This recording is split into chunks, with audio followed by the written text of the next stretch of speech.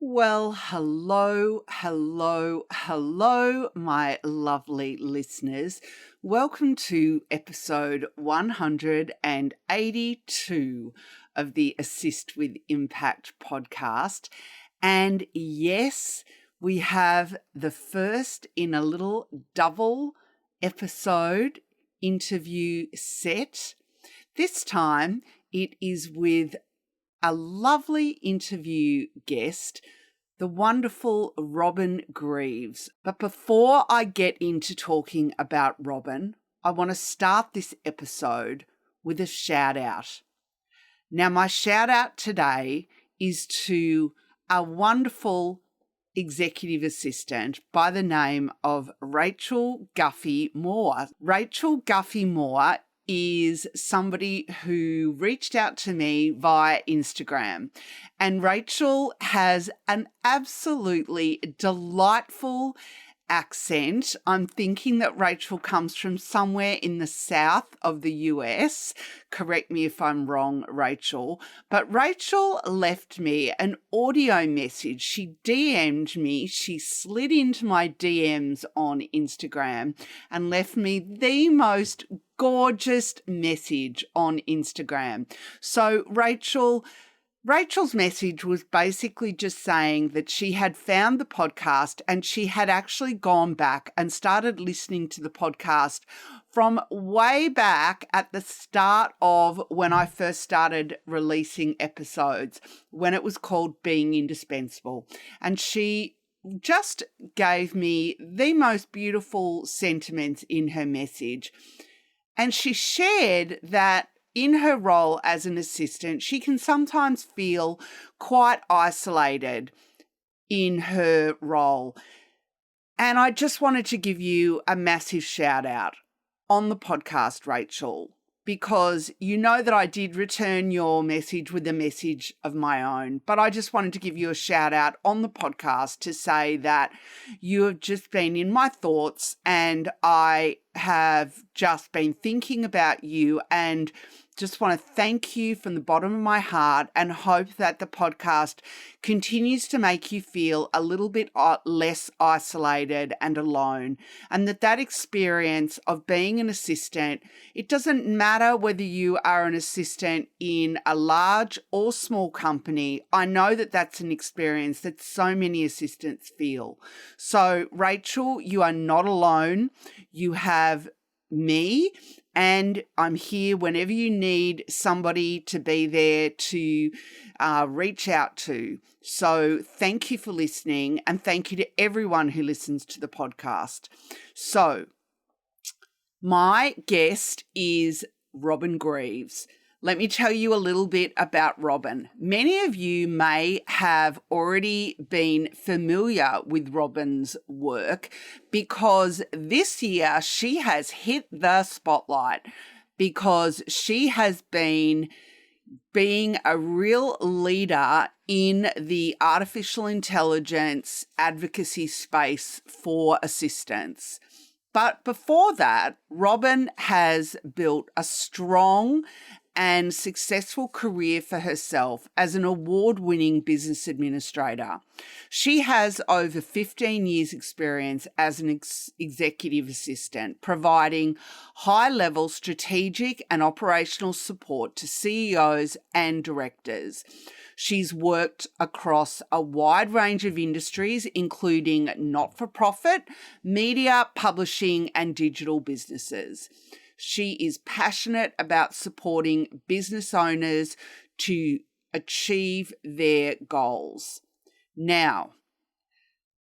Right now, Robyn and her partner are the proud co-founders of their business, Start, Sort, Scale. And I may have got that round the wrong way. I've just realised. So I apologise if I did in my earlier mention of the business name. But that business is all about kickstarting your business journey with everything you need to succeed, streamlining your processes and getting you back in control, putting the strategies and people in place to scale explosively, and helping you as a business owner discover tailor-made solutions for your unique business challenges. Now, you are going to be listening to my first part of my interview with Robyn, and it will be no surprise to you that this is the first in a two-part interview series.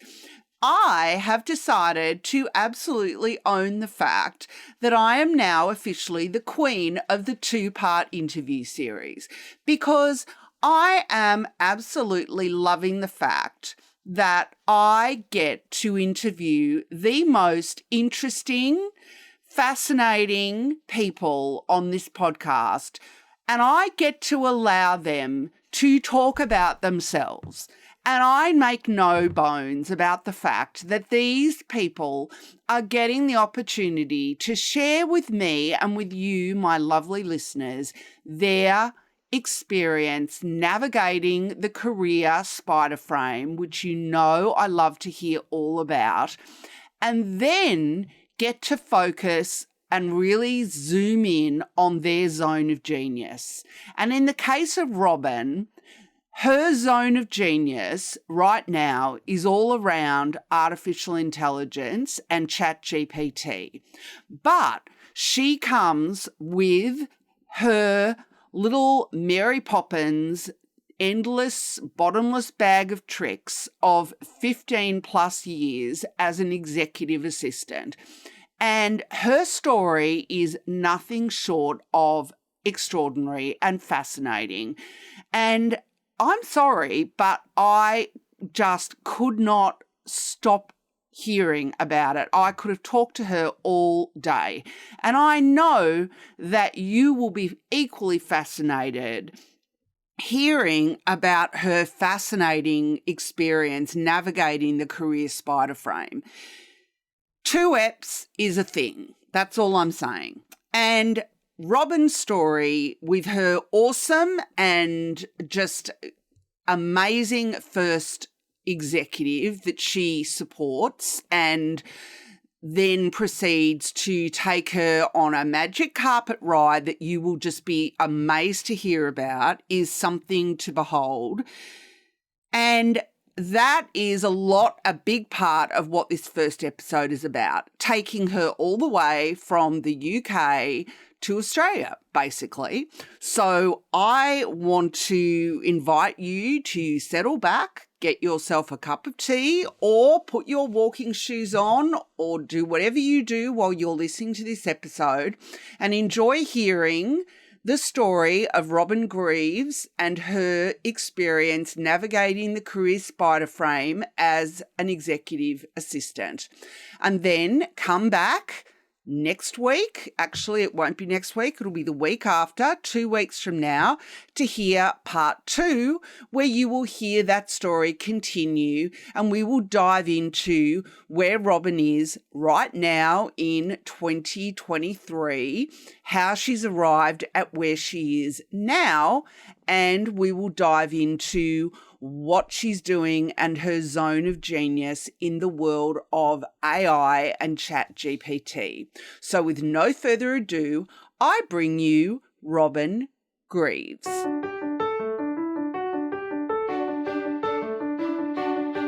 Hello, I'm Liz Van Vliet, and welcome to the Assist with Impact podcast.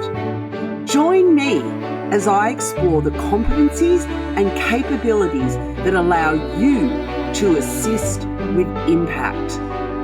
I'll be sharing practical tips, strategies, and insights that will help you move beyond what I call the order taker zone and be that little hinge that can swing big doors. If you're ready to be more proactive and have more impact in your role, then this is the place for you. Let's get started with the episode. Well, hello, Robyn Greaves. It is so lovely to have you on the Assist with Impact podcast. Thank you for joining me. Hi, Liz. Thank you so much for having me. I'm really excited to be here. It's a pleasure to have you on. And I feel like we're so close, yet so far. We're in the same time zone, we're on the same continent, and yet we're still not together. But them's the breaks. Got very used to meeting people through the screen, in the last few years. So.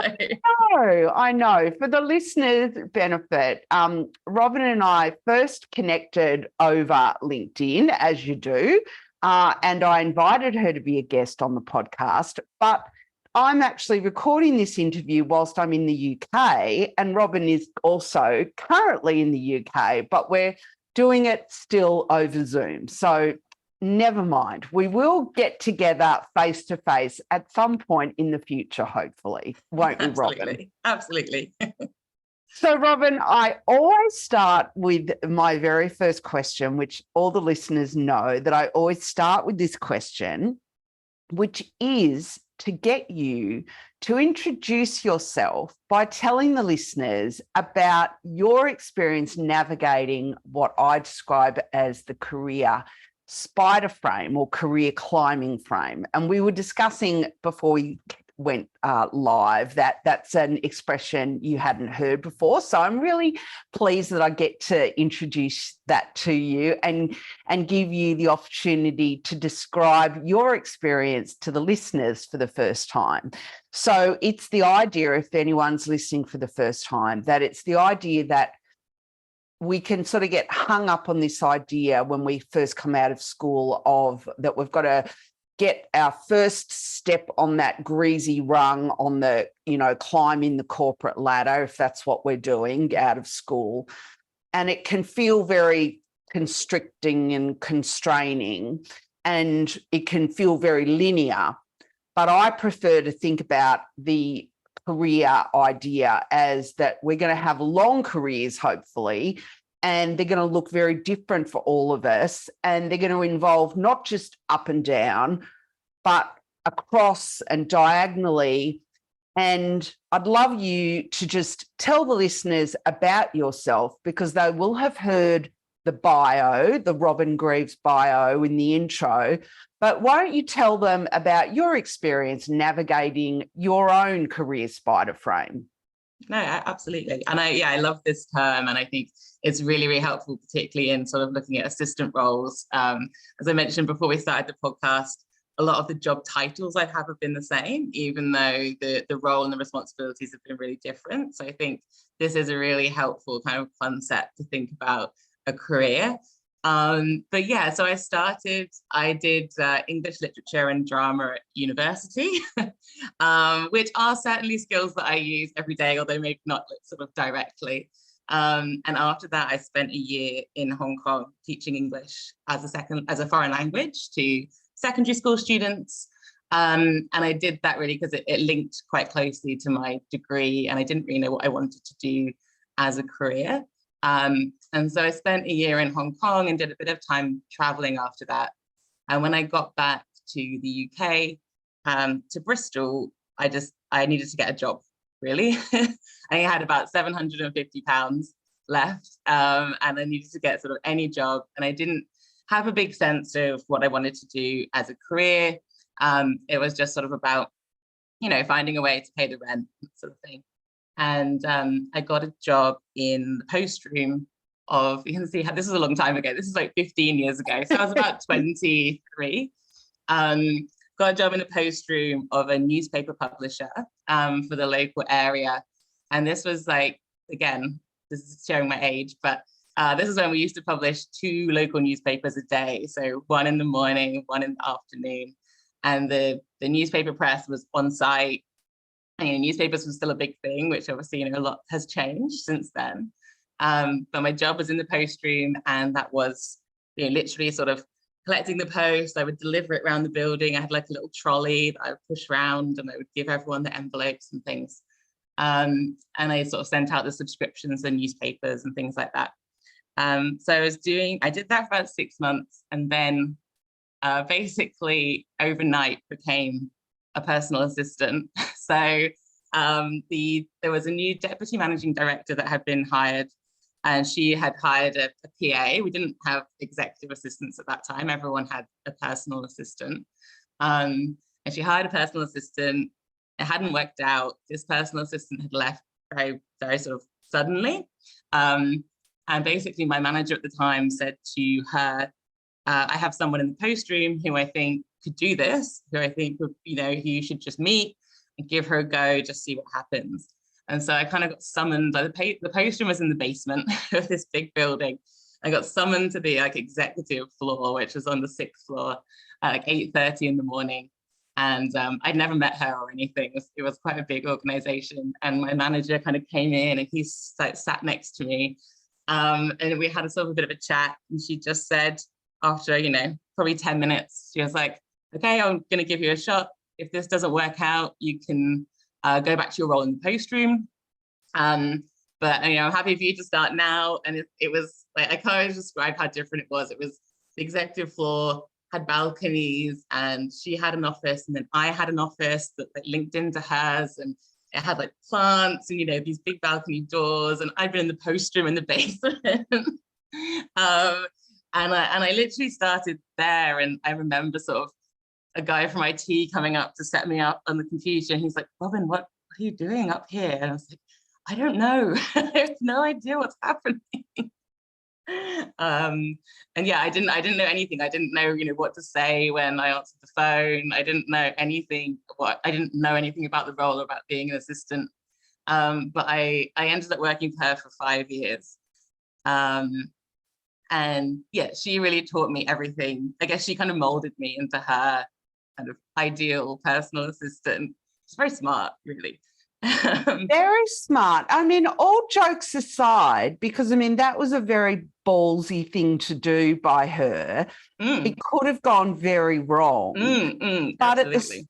And for you, it was a very ballsy, bold move, taking on a role like that when you clearly were, you were obviously a very smart person and capable person, but it was a big step up. And I'm sure there'd be people listening saying that's in some ways that's quite a poor reflection on how she valued the EA profession, that she didn't feel that it needed somebody that had experience to step into it. But on the other hand, it also speaks volumes for, the fact that she really did think that you had such potential that you could step into it, and she wanted to give you a shot. I think that I genuinely, she was a very direct person, and I genuinely think that if it hadn't have worked out, I could have been in the role for like 2 weeks, and it might I might have gone back to my role in the post room, and they would have hired, someone, from externally and gone down that kind of traditional recruitment route. So I think, perhaps for everyone who maybe thought that it was just a kind of temp role, to have literally, have someone there to answer the phone and do those kind of, most sort of transactional tasks to kind of hold the fort. But yeah, it worked out amazingly well. It was the start of my sort of real career. And wow. she had that sort of mentor sort of spirit, I guess. She wanted. That's brilliant. Yeah. So, and it's a lot of a personality thing, like with a lot of these, with assistant roles.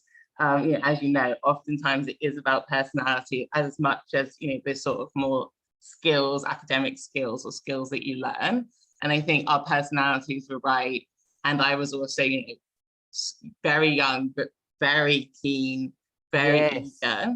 And she had really high standards, but like that just taught me so much. And I really wanted to do a good job for her. And I was very, very motivated to like do my best really in the role. And it also I love really how one of the things you cited was that she had it was in all the things you described the fact that there were indoor plants. I mean, if I could show you a picture of this post room, no plants would live down there. I can imagine. Yeah. So tell me more. So I did that. So she was deputy managing director at the time. She became managing director while I was working for her.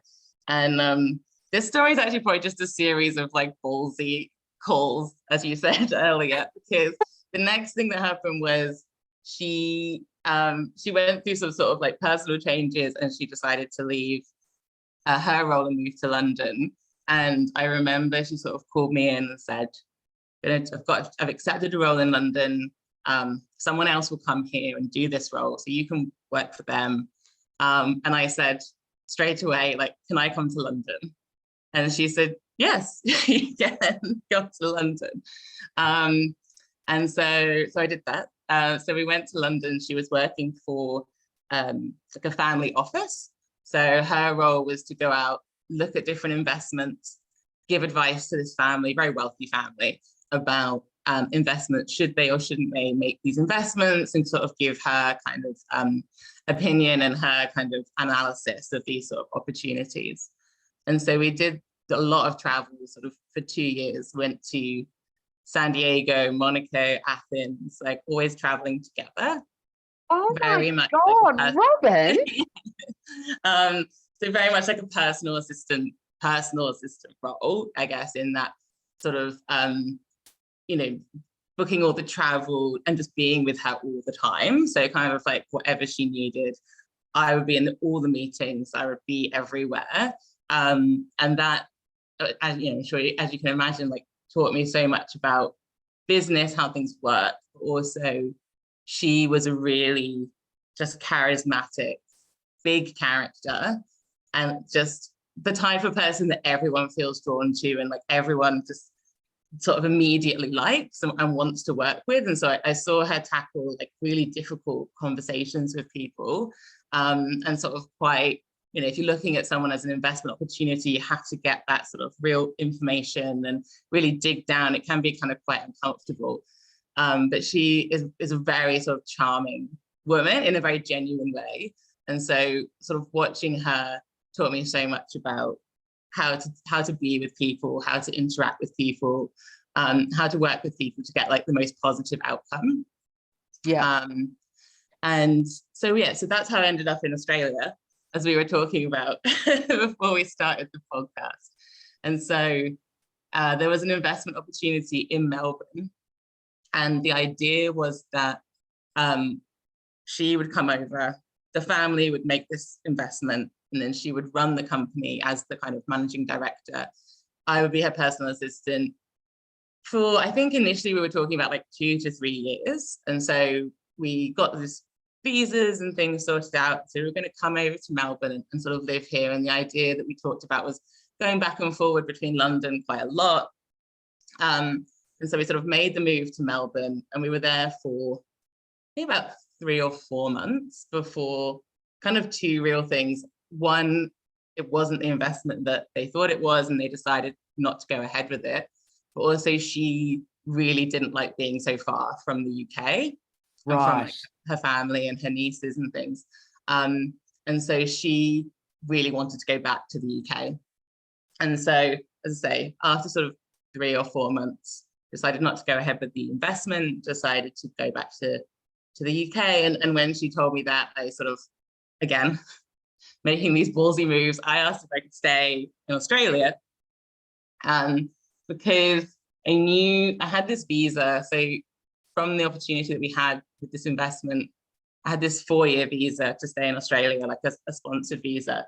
And I knew, because I had a lot of British friends, like not many people had this sort of visa. Most people were on working holiday visas that are 1 year or 2 years, but like I had this visa, and like I knew it was something valuable, and I was like, I can't just sort of let this go and move back to the UK. I think I can do something with this. And so I decided to move up to Sydney, because I had a friend from the UK in Sydney, and just having one friend makes all the difference when you're in a new place. I had 0 friends in Melbourne. But having one friend kind of opened up, a huge social circle for me. And it was just much, much easier to be in Sydney when I was on the other side of the world. And so it was a relatively short amount of time. Like I think they give you kind of 30 days to find a new role when you're on that sort of visa. And so there was a real time pressure. I was really lucky to find a role at the university, UNSW in Sydney. And that would be my tip for anyone looking at anything to do with visas, is that these sort of big institutions are much better equipped to deal with those sort of things. Yes. Rather than small companies. I went to a lot of interviews with smaller companies, and it's actually such a huge piece of the logistics and the paperwork and the cost of like dealing with visas for overseas workers, whereas for a university they have such a diverse workforce. That's a good point. And they're also used to dealing with foreign students, so they're used to that whole visa issue. Yeah, so that, I wish I'd known that when I started applying for jobs, so I'd have saved myself a lot of time. But I know I was really lucky to get that role, and because that role, it was quite a transactional role, but for me it was about staying in Australia. That was my absolute focus, and so I was really lucky that I basically worked there for 2 years, and had a really good relationship with I was working with a professor. It's a very different type of personality from my previous boss, but got to do a lot of things. He was writing a book, and he gave classes, and he also had a kind of director position within the university. So I got to kind of experience support for his PhD students and support for his classes that he taught, as well as the more kind of traditional director sort of role that he had. And so that was just really interesting. But for me, that role, like on the day that I was eligible to get my permanent residency, I literally knocked on his office door and said, can you please support, can the university please support me to get my permanent residency? I've been here 2 years. And, luckily he said yes. And they were very, very supportive of me getting a permanent residency, because that means obviously you can stay in Australia indefinitely, and that's what I wanted. So that was a really key role for me from a personal point of view, because it just gave me that stability to be able to stay in Australia, and not have to worry about, am I going to have to go home, or what am I going to do next, and that sort of thing. And so I stayed there. I was in total, I was there for about 3.5 years, and then I was just ready for a new change really after that. The university was really, really good to me, but it is quite a rigid structure. And I was quite used to working in a sort of very fast moving sort of environment. And I kind of crave that. I like a little bit of chaos. I don't like too much red tape. And so I kind of went for the complete polar opposite and got a role at like a tech startup, which couldn't be more different from a university sort of environment. And that was the EA to the co-founder and CEO, and I was there for 2 years. So that was, again, a really important experience for me, because it was so different from the university, where I was quite comfortable at the university. I could have definitely stayed there, but working in that kind of tech startup environment, I know I said I wanted a fast-moving role, but I think there are fast-moving roles, and then there was fast-moving roles. So was that through an agency, a recruitment agency? Yeah, it was. It was through Catherine Honeysett in Sydney. Okay. So I met with someone there and sort of described what I was looking for, and they placed me in this role. Okay. And it was a really broad role in terms of like everything, all the personal stuff and all the business stuff. So very, like, with sort of startup co-founders, that it's all very blurred. The lines between personal and professional, the business is their baby, it's everything. It's just like their life, so their life's work. So that role really included everything from sending the car to a service and helping with a house move and like liaising with childcare, and then all those kind of that business support. So it sounds to me like it was really what you brought to the table in that was a bit of a coalescence of both the role that you had just come from, as well as your earlier role where you had been incorporated that PA sort of in, those PA capabilities and those PA responsibilities. But then in the role at the University of New South Wales, you had been in a very structured role supporting somebody that was very much around, a professor in a very systemized, process-oriented, rigid environment, which in a tech environment, that would have hit a few buttons for them as well from that side of things, but also ticked a few boxes in the boxes on the side of being able to be adaptable and flexible as well. Yeah, I think that's right. And I think that I did actually I've always enjoyed that more personal support, potentially because that's kind of where I started.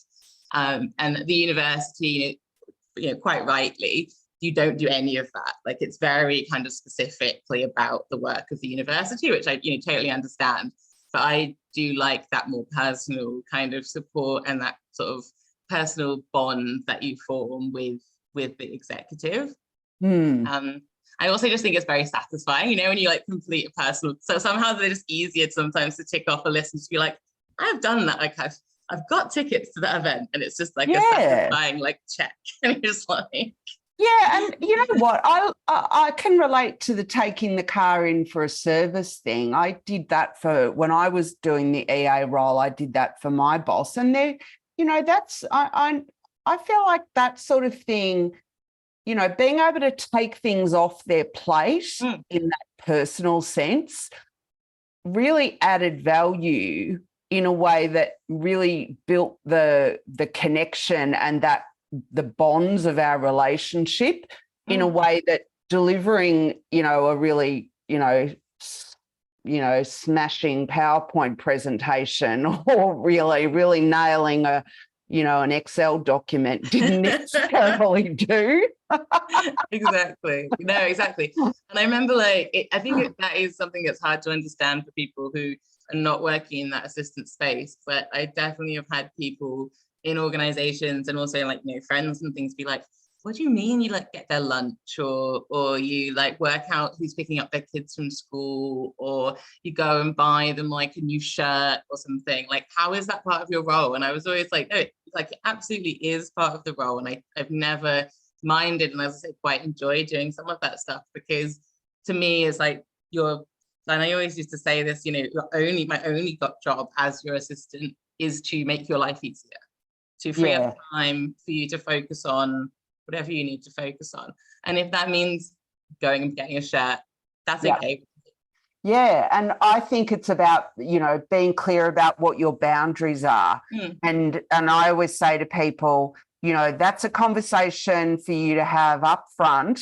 If it doesn't work for you, then, that's something for you to set up at the start of the relationship, and then maybe that's not the right relationship for you to be entering into because you're not the right person and they're not the right person for you to be working for. But it's not, it's an individual. That's why I find it's so hard to have conversations around roles and responsibilities and levels and everything else, because every relationship is different, and every exec and every assistant is going to come to it as two different human beings. So standardizing all those things is so hard. Yeah, absolutely. Anyway. And also I think that's why one job doesn't work for anyone else. So my role at the university could easily have been someone else's ideal job. There was absolutely, it was a great role, but it wasn't the best fit for me and how I wanted to work. But similarly, the first role I had, other people would not have wanted to do that role. They would not wanted to travel with their executive and eat dinner with them every night. And it's all just, it relies so much on a personality, the role of the assistant, and then fitting with the role of the executive. That's what I think makes it so special, and so exciting. But I think one of the things that I would love you to elaborate on is in the role, like I think the way you were able to, what I'm hearing is that you were able to focus on the bigger picture in terms of you were able to adapt and adjust in the role that you were doing at the University of New South Wales, in a role that was it sounds like it was more transactional, and that's not necessarily playing to your strong suit as an individual, but you were able to do it and you were able to be happy doing it by the sounds of it, and be somebody that showed up as a positive person delivering in the role. Yeah. How hard was that for you? I think it wasn't hard for me because I really respected the people I was working with. So like the professor, and there were a few other sort of senior leaders in his team. I really respected him. And so I could kind of take it, it's kind of the same for me as supporting in that more personal way.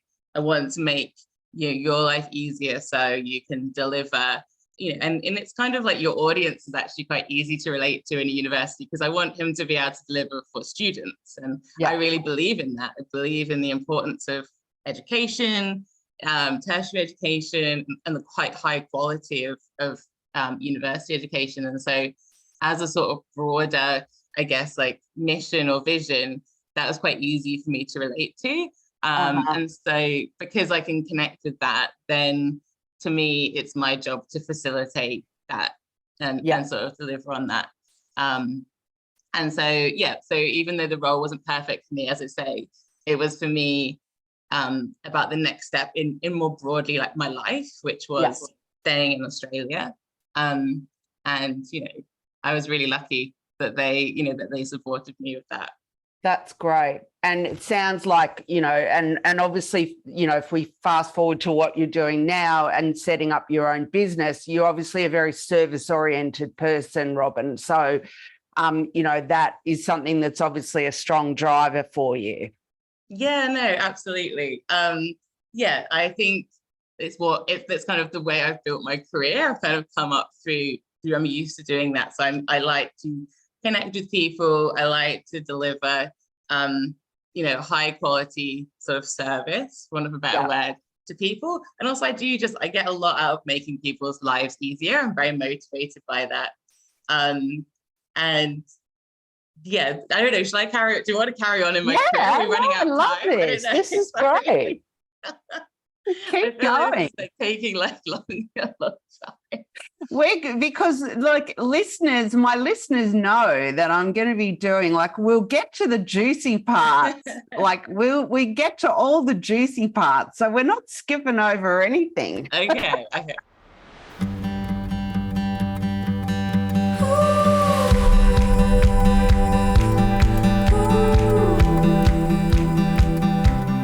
Thanks for listening to today's show. I hope you enjoyed it. If you'd like to see the show notes, head over to my website. It would be great if you haven't already done so. If you enjoyed the show, if you could kindly go to iTunes and leave a review. It helps other people find the show. Thanks for listening and have a great week.